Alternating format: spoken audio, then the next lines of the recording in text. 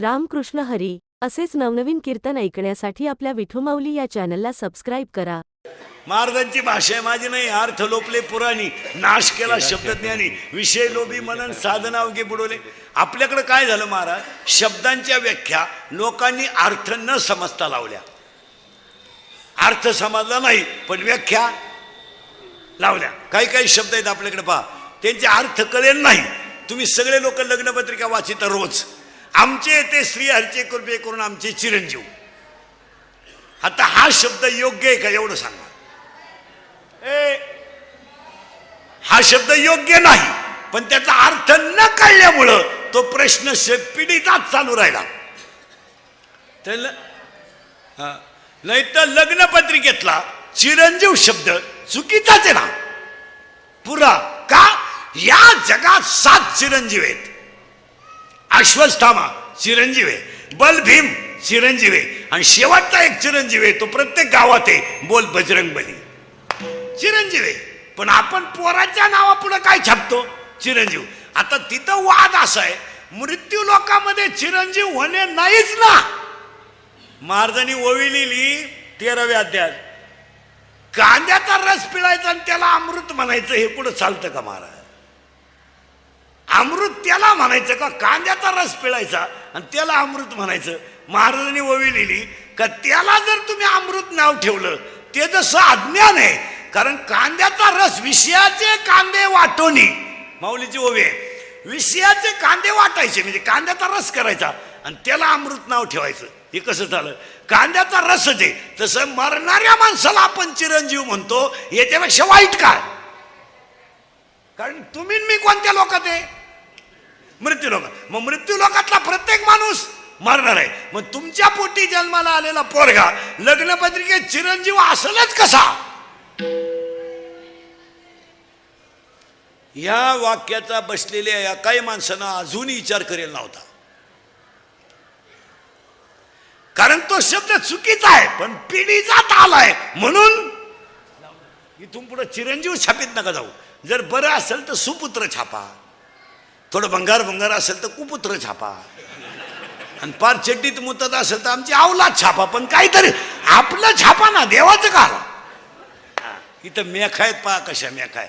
म्हणून संतांनी संतांना उपमा दिली. ज्ञानियांचे राजे, कैवल्याचा पुतळा, साधकाचा मायबाप, ज्ञानाबाई माझी अनाथाची माय, वेदशास्त्र देती ग्वाही म्हणती ज्ञानाबाई.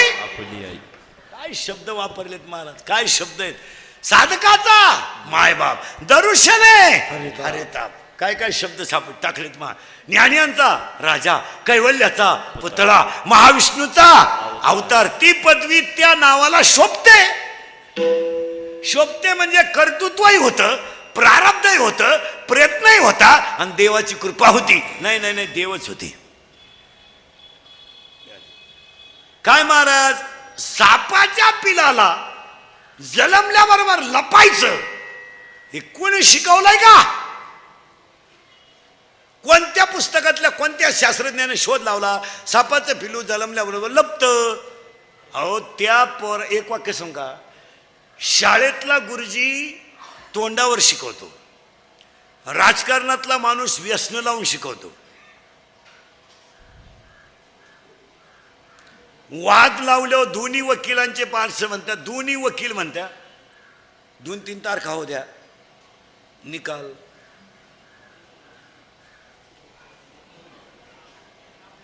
आपल्या बाजूला तुम्ही टेन्शन नका घेऊ. तुम्ही बघते राहिलेली तेवढी भरा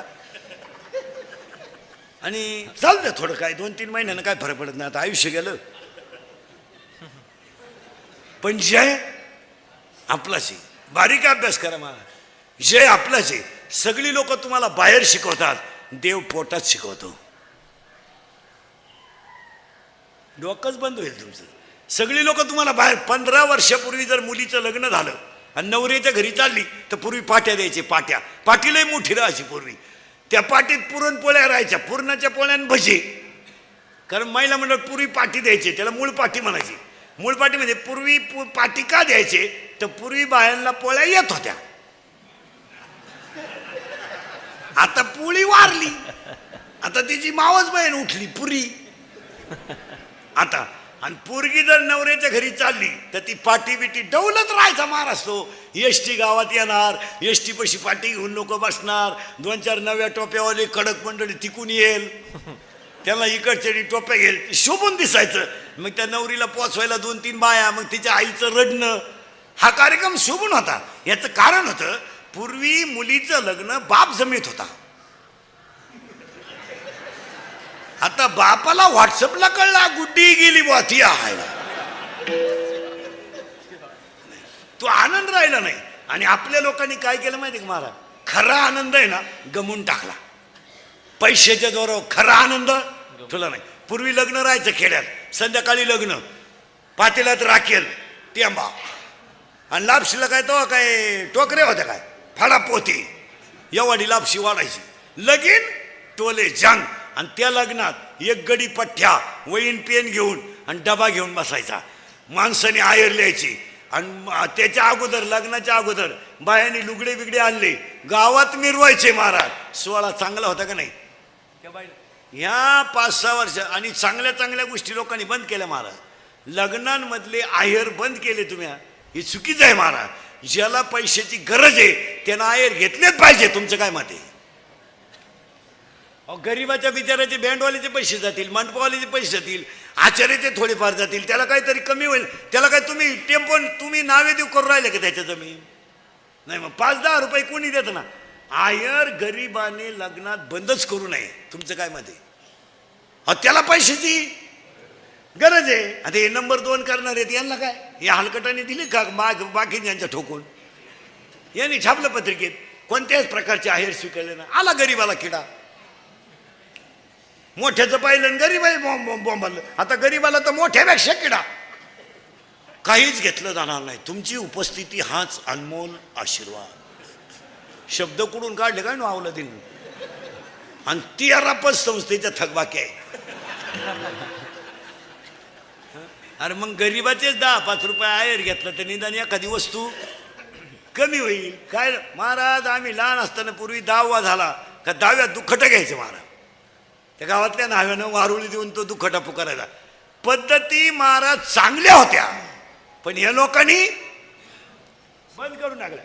खरी पद्धत होती, गरिबांना आयर घ्यायला पाहिजे. अजून सावध व्हा तुम्ही. ऐकू नका कोणचं. घ्या, तुम्हाला लागते ना आम्हाला द्या, पण घ्या. विनोद नाही महाराज, पण त्यामुळे एखाद्या गरीबाचं काम होईल. लोकांनी या चांगल्या चांगल्या गोष्टी वजा करून टाकल्या. ती नवरी जर चालली पाठी घेऊन तर ती पुरीची आई एसटी जवळ तिला म्हणायची इकडे. शब्द पहा कशी होती. आडानी बाई इकडे, तुझा आमचा संबंध संपला. पोटभर खायचं आणि रात्रंदिवस कष्ट करायचे. तक्रार जर आली ना, तू ये आणि मी ये. शिकेल होती का बाई? शिकेल होती. कशाला पोरी अडेवणी करील? या 10 वर्षापासून पुरीची आई स्पष्ट पुरीला सांगती, एखादा महिना बघ, सगळ्यांचा अंदाज घे, नाही तर पाहुणा इकडे घेऊन ये. तो कांदे वाटणं करीन, पण पोट भरील, पण तो शान भरायचा नाही. आता बोलू नये, सणासुदीचे दिवस आहे. 90% पोरींच्या संसारांचं वाटोळं त्यांच्या आयाने केलं, हे ध्यानात ठेवा. हे दिसत्यात आशा तुम्हाला फक्त. इतक्या खुडी यांच्या अंगात. कोणती कीर्तनात बाई बसेल तिला म्हणा बोटवर कर, फक्त 4 दिवस तुझ्या पोरीचा आणि तुझा फोन नाही, अशी कोणती बाई आहे बोटवर कर बरं, मी सत्कार करतो. कर फक्त बोट तू वर, सत्कार करतो तुझा इथे. जाऊ दे, माझं आजचं पाकिट सुद्धा तुला देतो, कर बोटवर. फक्त तुझ्या पोरीचा आणि तुझा 4 दिवस फोन नाही, अशी कोणती आई आहे, कर बोटवर. काम नाही का तुला काही? तिकडे कांद्यात मर ना, चिंगड्या निवड ना. काय कर तुला पोरीच्या घराचं प्रारब्ध आहे महाराज. कशाला डोकं लावायचं? आणि काय इचारिती बरं? इचारिती काय? हरिपाठातलं इचारिती काही? जीवली का? जीवली का? झोपली का? काय कालवून केलं? त्या शेळीला किती बकरं झाली? ती म्हणली 3. बया मग एक कुठं पिन? तुला करायचं काय कुठं पिऊ?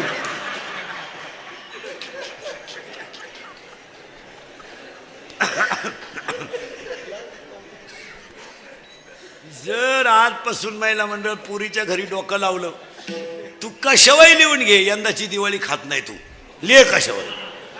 महाराज हसण्याच्या गोष्टी नाही, कुटुंबाला संस्कार करण्याऐवजी लोकांनी कुसंस्कार केलेत. आणि म्हणून तुम्हाला उदाहरण सांगतो. पहिला म्हणतो तुम्ही म्हणाल महाराज असं आम्हाला का म्हणून बोलला.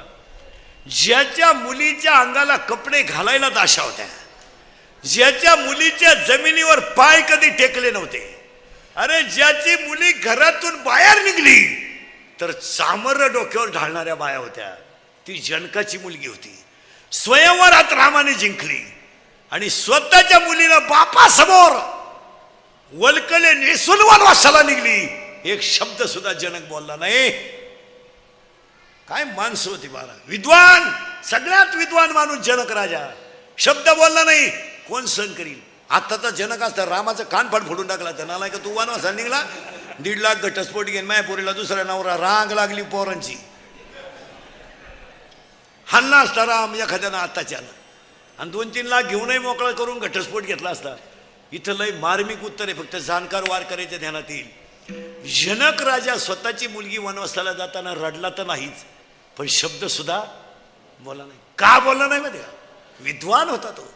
त्या जनक राजानं काय अभ्यास केला माहिती का, माझी मुलगी राजवाड्यात जन्माला आली, परंतु माझ्या मुलीच्या कपाळावर 5वीच्या दिवशी जे 6वीला लिहिलं असेल ते मी विद्वान असूनही मला चुकवता येणार.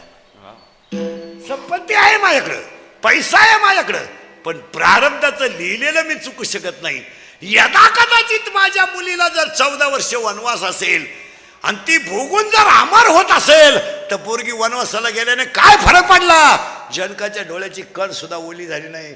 माहित होतं जनकाला 17व्या अध्यायात, झाड जाणी जे फुले, मानत जाणी जे बोले, आणि भोगे जाणी जे केले कर्म पूर्वजन्मीचे, माझ्या मुलीच्या नशिबात असेल ते घडेल. रडायचं काय काम, त्याला काकड्यातला अभंग आहे. मुका झालो वाचा गेली, होतो पंडित महाज्ञानी, 4 वेद मुखदगत वाणी, पण गर्वामध्ये झाली सर्व. आणि अजून प्रमाणे त्याला, माता माऊली पाचारिता, शब्द नाही दिला मागुता, बैरा झालो नरदेही येता. काय भाषा आहे महाराज. साधू संतांची निंदा केली, हरिभक्ताची स्तुती नाही केली, तेने वाचा काय अभंगत महाराज. निंदिले उपांना, तेने पावलो मुख भंगाला. हे अभंग पाठ कर. अजून एक कडू आहे, पूर्वजन्मी पाप केले ते बहु विस्तारिले, विषय सुख नाशिवंत, तिमिर कोंदले, ज्ञान दृष्टी हरपली दोन्ही. काय प्रमाण आहेत महाराज. आपण बोगस विचार करायचा. प्रारब्ध कोणी बदलू शकत नाही. जनकाची प्रारब्ध बसणाऱ्या माणसांना सांगतो, आपल्या घरात भिकाऱ्याचं पोर रडायला लागलं तर आपण बिस्किट देतोय. रस्त्याने जाणाऱ्या भिकाऱ्याच्या पोराला आपण गाल ओढून मुका घेतोय. या जगात प्रारब्ध सांगतो एका मिनिटात. या जगात सुखानं संसार चालला होता, पण नवऱ्याला वैराग्य झालं. नवरा वनवासाला गेला. महिला मंडळ 1.25 लाख प्रदक्षिणा, 1.25 लाख प्रदक्षिणा हळदीतल्या पिंपळाला माझा नवरा परत यावा म्हणून घातल्या. 1.25 लाख प्रदक्षिणा घातल्या हळदीच्या पिंपळाला. आणि विठ्ठलपंत घरी आले, 4 मुलं झाली. महाराज, जगातल्या एकाही माणसानं त्या पोरांचा गाल वाढला नाही का मुका घेतला नाही. काय दिवस आहेत महाराज. बायकोने नवऱ्याने संन्यासातून येऊन ग्रस्त आश्रमात आला. इथं संन्याशी बाया ठेवता तरी काय होईना. तुम्ही बारीक अभ्यास करा महाराज. महाराज ज्याला एक बायको आहे आणि 40% कीर्तनकारांना 2-2 बायका आहे, असं काय कर तुम्ही. काही तर तिचीच बहीण केली, नको ताण कुठं वाड्यात झाला. जरा डोकं खाजवा, तुमचं डोकं बंद होईल आपलं कीर्तन ऐकलं. त्या मुलाला, अहो साधी गोष्ट आहे, आपल्या घरी शेतात कामाला बाई कांदे लावायला, तिचं पोरगं झोळीत रडत आहे. आपण पटकन तिची दोरी वडीत नाही, झोळीची वडीतो, त्याला पटकन खायला देत नाही. काय पाप केलं तो या पोरांनी. अहो एका माणसानं जगातल्या का त्यांचा असा गाल वाढला नाही, का टपकन मुका घेतला नाही, का त्यांच्या पाठीवरून कधी, अहो मी म्हणतो हात फिरवायचं जाऊ द्या, नीट बोलले सुद्धा नाही. मी म्हणतो बोलायचंय जाऊ द्या. महाराज अन्नासाठी तर फडले, पण याच लोकांनी त्यांना भाकर नाही दिली. काय बोलायचे, उलट्या शिव्या दिल्या आणि झोळी शेण टाकलं. त्यातली 4 मुलं, ती 4 मुलं जगाच्या इतिहासातली 4 रत्न ठरली. काय बोलायचंय महाराज. एक ठरला सदाशिवाचा अवतार, एक ठरला विष्णूचा अवतार, एक ठरला ब्रह्माचा अवतार आणि एक ठरला आदिशक्ती. अरे एक ठरला जगाची आई, एक ठरला विश्वाचा तो गुरु, विश्वाचा गुरु. निवृत्तीनाथ गुरु नाही आहेत, ज्ञानदेव गुरु आहेत. ज्ञानियांचा राजा गुरु महाराज, पण निवृत्तीनाथ गुरु नाही आहेत, विश्वाचा तो गुरु आहे. अख्ख्या विश्वाचे गुरु ठरले स्वामी निवृत्ती दाता. काय बोलायचंय मला. कोणत्याही माणसानं यातना सण केल्याशिवाय तुम्हाला देव पण येणार नाही. असं चालतं का. पक्वा शिकायचं म्हणजे प्रॅक्टिस नको का. येळभर बोंबलं तिंडतो सकाळी वाजितो, असं कुठं चालतं का. ते गायन करायचं म्हणजे रियाज केला पाहिजे. कीर्तन करायचं म्हणजे रोज अर्धा तास पुस्तक उचकलं पाहिजे. तिथं मी असो नाही तर माझा बाप असो नाही तर आम्ही दोघंही सांगत असो. हे असं मेमरी कार्ड आणि पेन ड्राईव्ह पाठ करून तुमच्या बापाने कीर्तन पाहिली होती का. असं कुठं चालतं का. ह्या बाईचं तंगडं त्या बाईला जोडायचं आणि त्या बाईचं तंगडं ह्याला जोडायचं. नाही नाही नाही, त्या गोष्टीला साधनाच पाहिजे. तुमचं काय मत आहे. आता हे नव्या कीर्तकारांना सांगितलं ते म्हणते तुमचं आमचं तुम्हाला सहन होत नाही, उलथा तिकडं मारा. आम्ही काही चोर होतो का काय. अहो महाराज पिटली आम्ही. मला आता 26 वर्ष लागलं महाराज झाल्याला. आत्ता शिकलो का आम्हाला पैसे द्यायला लागले. 11 रुपयात पिटली आम्ही. 11 बरोबर. 11, 21 सायकल आणि गाडी काची. ज्याचं कीर्तन त्यानं मोटरसायकल अशी पिटली आम्ही. आणि आता ह्या नव्या कीर्तनकारांना लिंबाव कावळा दिसला का 30,000 3,000 कावळा आला 3,000. तो भाताव येऊ नाही तर याच्या नोटाव येऊ. आणि मग जस काय झालंय, साधना ढिली झाल्यामुळं आचरणाची पकड ढिली झाली आणि परमार्थात सगळं चालत. साधना ढिली नाही झाली पाहिजे. नाही नाही नाही. महाराज नामदेव शास्त्रीचं एक वाक्य आहे, तुम्ही ऐकतो. विद्वान माणूस आहे, तिथं काही डोकं लावायचं नाही पाहिजे. त्या विद्वत्तेला तोड नाही. आता ते काय झालं, थोडं स्वभावानं गुलाम असल्यामुळे लोकांना बाबा कडक आहे, कडक नाही. आणि विद्वान माणूस कडक राहणारच ना. मला काय म्हणायचं, जो माणूस ज्ञानाने विद्वान आहे तो वागून थोडा कडक राहणारच ना. तर नामदेव शास्त्रींचं वाक्य आहे, संसारात रंगलेलं मन कधी परमार्थ करू शकत नाही आणि संसारावर उदास झालेलं मन देव आपला केल्याशिवाय राहत नाही. ते भगवान बाबाच्या गादीचं वाक्य ते. वा वा वा वा. ते वाक्य तेच व्यक्तीला शोभा द्या. आता ते जरी आपलं एखादं येडं उठलं तेच वाक्य सांगायला लागलं, चव जाऊन चौथा उरायची. लक्षात. ते वाक्य सांगणाराही त्या लेवलचा आहे आणि ज्या गादीवरून सांगतो ती गादी तशी आहे आणि त्या सांगणाराचा अधिकारही तेवढाच. असं काही उठून कुठं चालतं का महाराज. आणि आपण सध्या असाच तडाखा उठवलाय. हा हा हा.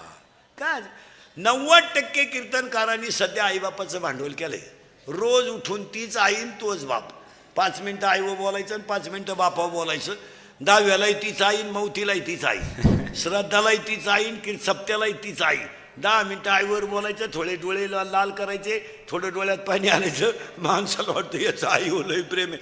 अरे याचीच आई बिन पिशीची दिंडी. ते हा काय लोकांना आई सांगतो.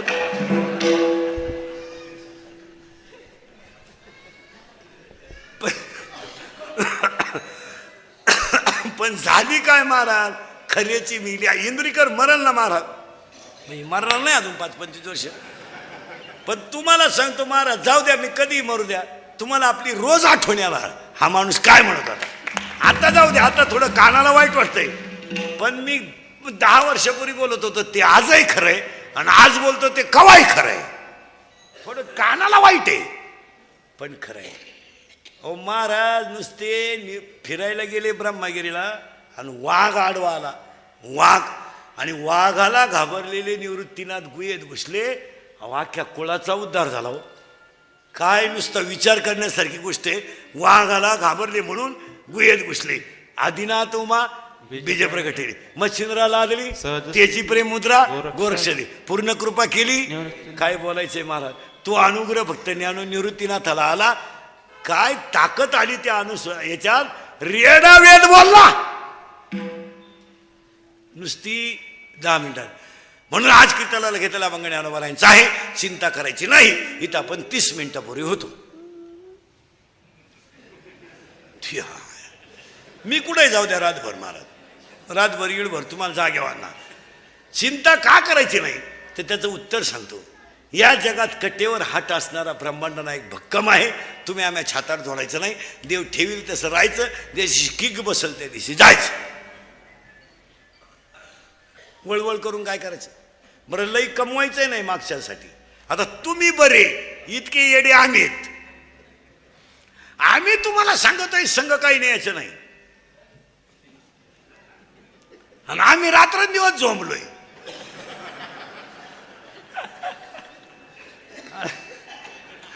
अरे तुम्ही बरे निदान फक्त दिवसा कमी, ते आम्हाला रात पुराण. मी ते चंपाषष्ठीमुळं 4-4च काढून राहिलो. 2-4 दिवस झाले. 3-4 मी एक नाही करीत कधी. एक केलं आपल्याला झोप सुद्धा येत नाही. 3 तर दगड आपटा भ्याव नाही कवाय. 2-4 दिवस 4-4च काढले. महाराज अंतरातली शक्ती जागी झाल्याशिवाय बाहेरची क्रिया घडू शकत नाही. काय मध्ये फायनल.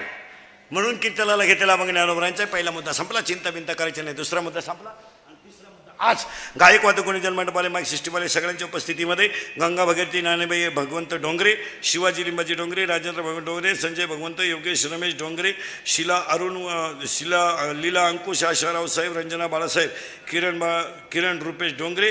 कार्यक्रमाचे आयोजक संयोजक ग्रामस्थ भजनी मंडळ गायकवाद गुणजन मंडपाले माईक सिस्टीमवाले, लॉन्सवाले, लॉन्सचे मालक गायकवाद गुणजन, पाहुणे रावळे, डोंगरे पाटील परिवारावर प्रेम करणारे मित्र स्टाफ परिवार, पाहुणे रावळे सगळ्यांना धन्यवाद. आणि कीर्तनाला सुरुवात.